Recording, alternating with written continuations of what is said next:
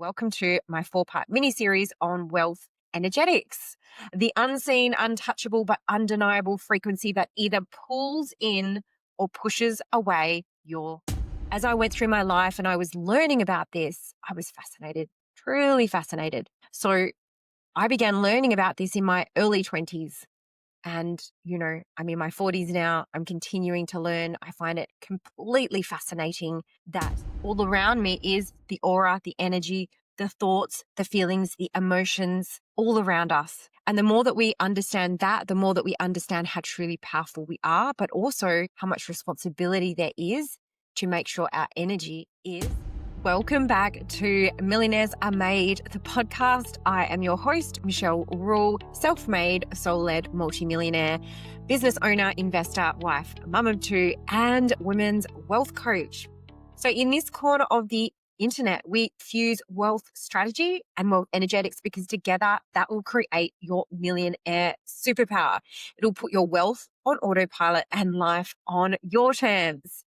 Now, today we are flipping the script. I have just finished my 4-part mini-series on wealth strategy, and today we are moving from spreadsheets to soul. And here is welcome to my 4-part mini-series on wealth energetics, the unseen, untouchable, but undeniable frequency that either pulls in or pushes away your money.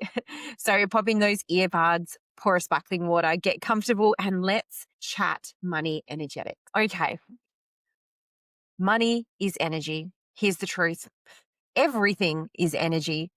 So your thoughts are energy. Your emotions are energy. And yes, money is energy.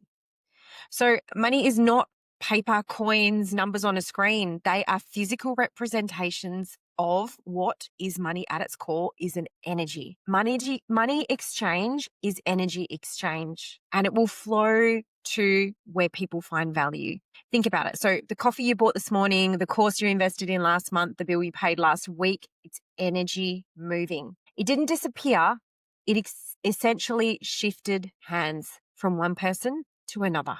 Now, let's dive a bit deeper into this because wealth energetics is honestly one of my favorite things to talk about. And whilst I say that strategy is important and strategy has made me an incredible amount of wealth, it really and truly is wealth energetics that will become your superpower, your fast track to more wealth than most people think is possible in a much shorter time frame. Okay, now, so let's have a look. So science backs up that everything is energy. Quantum physics tells us that all matter, so all physical things, is actually in a constant state of movement. So at its smallest level, at the atomic level, everything is moving. Matter is in a constant state of push-pull.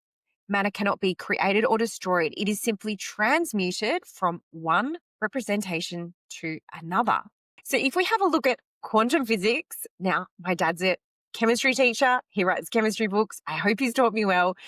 But essentially, matter is in constant motion. So at the atomic level, if you take yourself back to chemistry class, if you can remember back that far, that we learn about atoms and we know that they are in constant motion. They are vibrating, they are spinning, they are orbiting each other. They are shifting and moving depending on which ones join with other atoms. We are forming different molecules. We are forming different solid objects based on what is happening at that tiniest atomic level. So even something that appears solid and still like a rock or a table, even this pen that I have right here, it appears that it is solid and it is not moving. And yet at the atomic level, it is made up of particles that have space between them, which is wild to think that is actually filled with constant motion. Now, stable, yes, it is stable, but it has the ability to change. Should I put this pen in the fire and the molecules will not be destroyed, but they will be changed from one form into another. We will get melted plastic and possibly some vapor and some fumes. So even things that appear solid are actually in movement.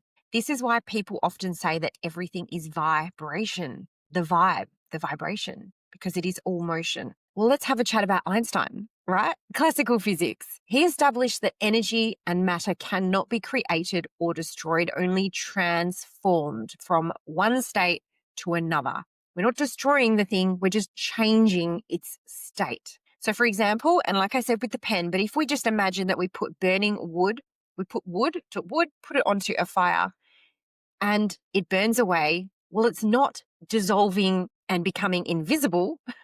What's actually happening is it's transforming. It transforms into heat, light, ash, gas, and that soot that's left in the bottom of the fireplace.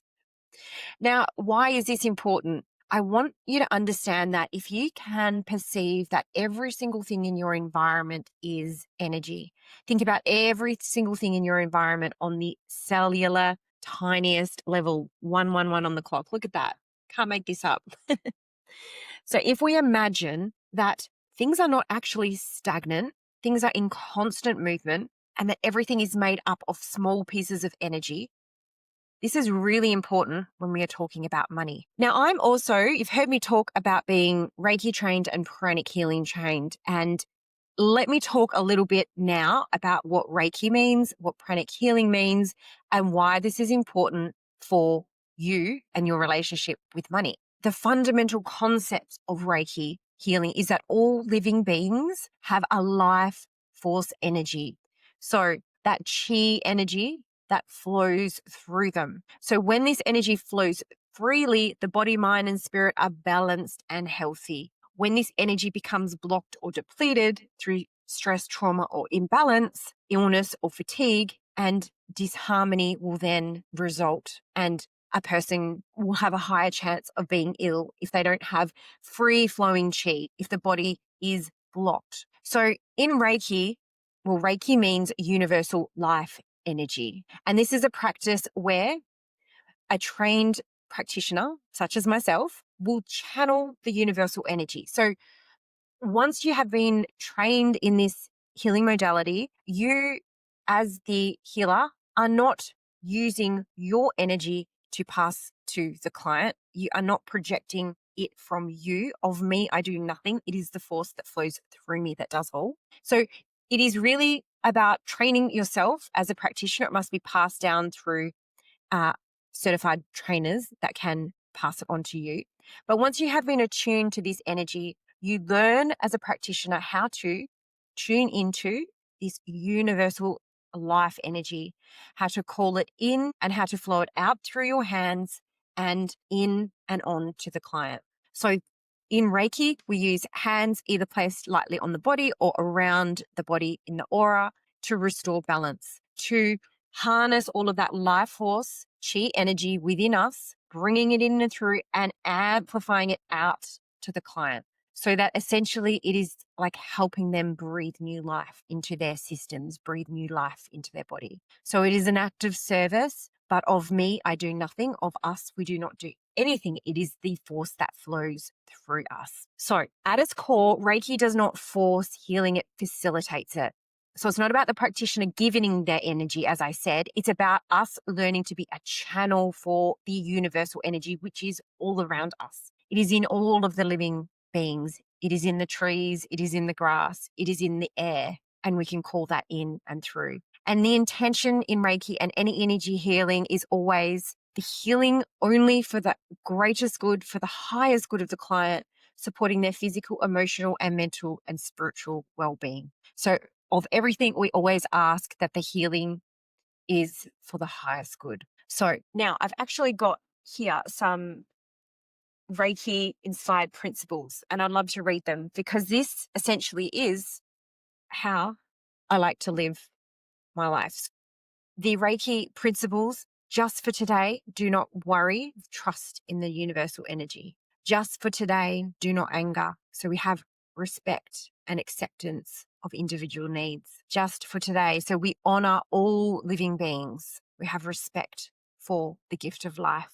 We earn our living honestly, commitment to personal and professional development and integrity.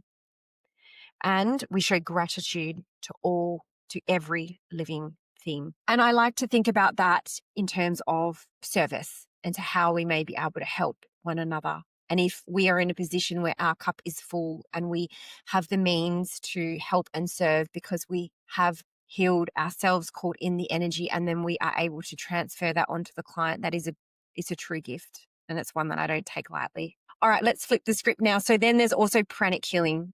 This was back in 2000 and my certificate's from 2009. I've been studying this for a little while. And then later on in 2013, I went on to study pranic healing. Pranic healing is based on the similar fundamentals to Reiki, and pranic healing calls that life force the prana, the life force energy, the breath. Breathe in, and we breathe in the life force energy, the prana, breathing out. Breathing in the life force energy of the prana and breathing out. Now, we follow the line of thinking that the body is highly intelligent and the body can heal itself. Under the right conditions, the human body will heal. It will naturally seek to heal itself, given the right conditions. So once again, as a pranic practitioner, we are not looking to do anything out of the ordinary other than increase the prana, increase the life force, increase that energy for the client so that their body can go on and heal itself. Once again, of us, we do nothing. It is the prana energy that flows through us and onto the client. That is the magic. So now this life force, again, it's talking about the transmutation. So I can actually move the life force energy from me out through my hands and onto the client because everything is energy. My hand and right next to my hand, there is energy, and flowing through with my intention, we can project energy. It's incredibly powerful once you start to live your life this way, realizing that all around us is not blank, empty space filled with nothing. All around me is the aura, the energy, the thoughts, the feelings, the emotions all around us. And the more that we understand that, the more that we understand how truly powerful we are, but also how much responsibility there is to make sure our energy is clear and recharged. Okay.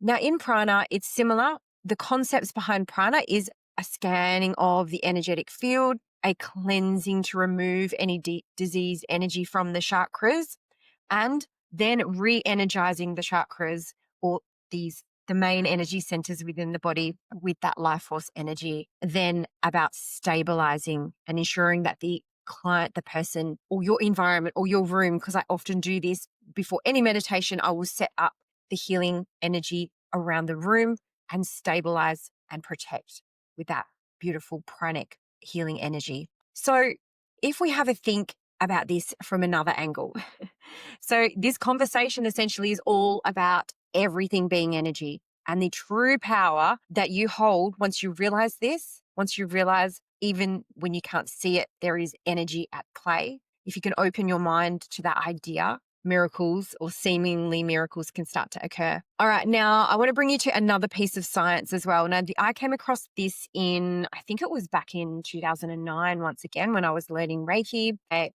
teacher at the time had brought my attention to this Japanese pseudoscientist. He was studying water and the effect of human consciousness on physical objects. Now, his name was Dr. Emoto, Dr. Masaru Emoto. I always knew him as Dr. Emoto. And he conducted these studies that essentially aimed to bridge the gap between the unseen and the seen. So the unseen being the knowing that human consciousness could affect the physical matter, but how could we prove that? So everything that I'm talking about here, channeling the pranic energy, the Reiki energy, how can we go about proving? Because clients are having success. Now, I know what it's like to receive these healings. I physically can feel them within my body.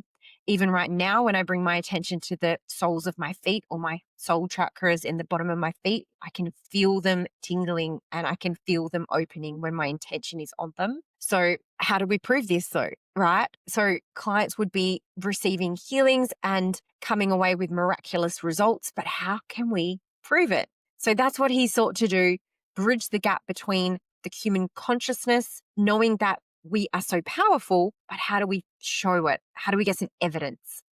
So what he did, he wrote a book in 2004 and it was called The Hidden Messages in Water. So look it up if you want to read this one. Incredibly powerful. Now, what he did is this. He actually conducted some science tests on water. He took glass jars of water, Petri dishes of water, in fact. So you can look it up online. And he put the words. So the words were different on each Petri dish of water. So a couple of drops of water in one, and on the Petri dish was the word love. And through that water, he sent his intention of loving thoughts, sending loving thoughts to that water with the word love. Now, over on another Petri dish, he put the word hate and he sent that energy. I can barely say it because that word is like not in my vocabulary, but he sent that energy over to that Petri dish with a few droplets of water. He then froze them. Okay, so the water turned into ice crystals. And then he had a look. He took them out once they were frozen and he had a look at what the molecular structure, what crystals, like the ice crystals, what crystals had formed on each of those dishes. Now, what he was able to do was to take photos of these, and it's really incredible. So I encourage you to go online and look it up. On the ones that he'd projected love and harmony with the most beautiful, divine kaleidoscope of crystals. No one was the same, but they were all perfectly formed, had symmetry within the geometry of each, and beautiful crystals. Then over on the ones with the Petri dish, through the written word and a thought into water, that the human consciousness had the ability to change the physical state. The human thought and the intention and the energy that comes from us affects our physical reality. It was there.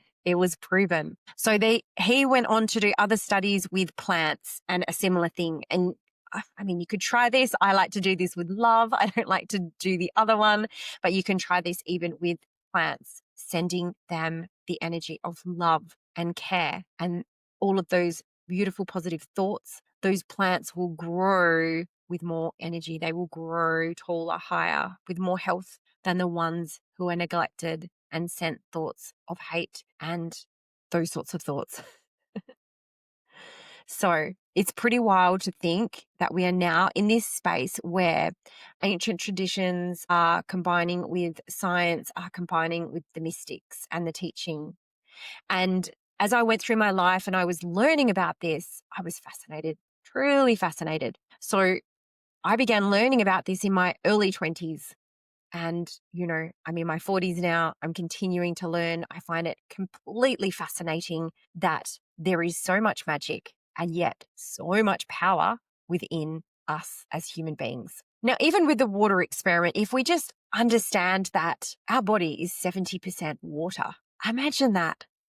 If your body is 70% water, what sorts of thoughts are you having about yourself? What energy are you sending yourself? But also, if you were to go somewhere to have energy healings and to take care of your energy, how might that affect your physical body? Your business is energy. Your bank account is energy. So what thoughts, what vibration, what energy are you sending it? It's important. It really is important. Your home. So you have an opportunity there, an opportunity to realize not only that everything is energy and science has proven it, and everything is in a constant state of movement and flow, and that is vibration. Everything is moving and vibrating. Knowing that is knowing your power. We are not stuck. We are not stagnant. We are in constant motion. All right, now one more quick story here. So when I first started experimenting with energetics, now I was doing energetics and I wasn't doing it around money.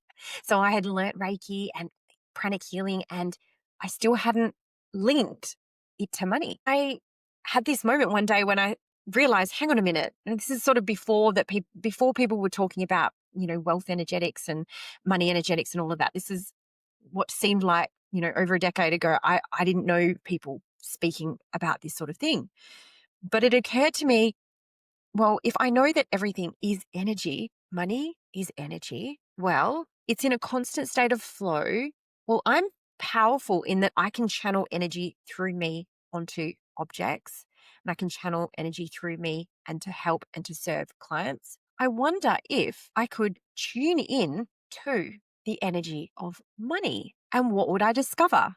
Because I had become really good at this stage at tuning into people's energy, being able to actually physically feel where somebody's aura would start. And we would practice this. So we would come into a room as we were learning and training and walk in. And at what point could you feel the pushback and the bounce back of a person's aura or their energy? And each person had a different bounce back. And we became so sensitive and so tuned in to exactly where the space around each person resided. So I had become very good at tuning in. I was always very in tune, small human as a kid, very sensitive, they called me. That's fine. I wear that with honor now. I think sensitivity is incredible. It means you're aware.